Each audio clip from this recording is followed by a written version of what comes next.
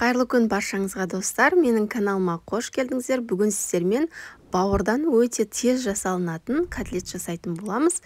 Дәмі бір жегеннен сіздерді ғашық ететін болады. Түрі де сондай әдемі болып шығады. Ал кеттік, бірге жасайық.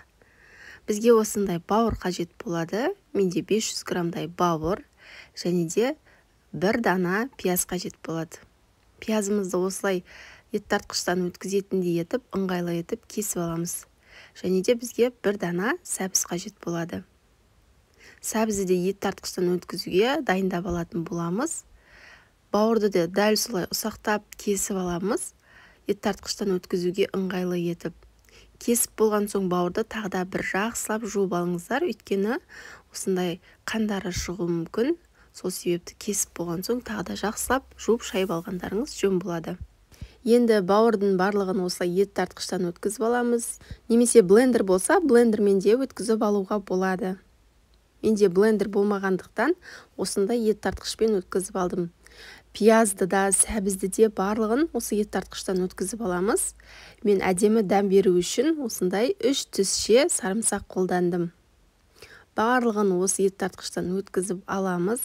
Мен қаншама жылдар бойы дәл осы рецептпен жасап келемін. Асарты ретінде еттердің арасына, қазы-қартаның арасына қоссаңыздар да асартыға ерекше әдемі әрі ерекше дәм беретін бауырлы котлеттердің бірі. Барлығын өткізіп алдық. Енді бізге жаңағы осы кішкене ғана укроп қажет болады. Бұны қоссаңыздар да, қоспасаңыздар да болады. Мен ерекше дәм беру үшін кішкене ғана ұсақтап турап салып жібердім. Енді бізге 3 ас қасық толтырып манная круппа қосатын боламыз. Егер сіздерде манная круппа болмаса, оның орнына 3 ас қасық ұн салсаңыздар да болады. Және бір дана жұмыртқаны саламыз.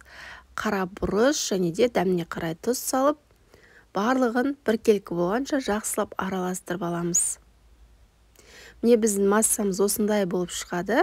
Тым қою немесе тым сұйықта болмайды. Енді майды орташа көлемде құямыз. Майды да өте көп құюдың қажеті жоқ. Тура видеодағыдай құйып, бір ас қасықпен толтырып, дәл осылай кіші-кіші котлеттер жасап шығатын боламыз. Отымыз орташа оттан кішкене төмен тұру керек. Қатты қызып тұрса, тез пісіп күйіп кетуі мүмкін.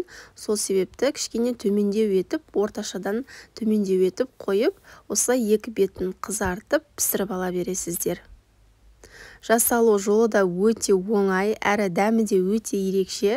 Сіздерде міндетті түрде жасап көруге кеңес беремін. Өйткені мен қаншама рецепттермен жасап дұрыс шықпады. Ең сәтті шыққан рецепттердің бірі. Сіздерге де жасап көруге кеңес беремін.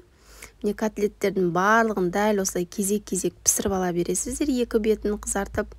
Ең әуелі қағаз сүлгіге қойып алсаңыздар болады, майын тартылғанша.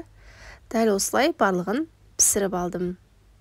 Менде негізі өте көп котлеттер пісті, барлығы ыстық күйінше жеңіп кетті. Осы қалған күйін дәл осылай сәндеп сіздерге көрсеттім. Өте дәмді әрі тез жасалынатын менің котлеттерім дайын. Әр қалай өзіңіздің фантазияңызға байланысты осылай сәндеп ұсынсаңыздар да болады. Арасы да өте жақсы піскен, әрі жұп-жұмсақ. Сіздерде міндетті түрде жасап көріңіздер.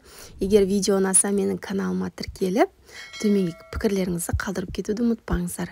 Назарларыңызға үлкен рахмет.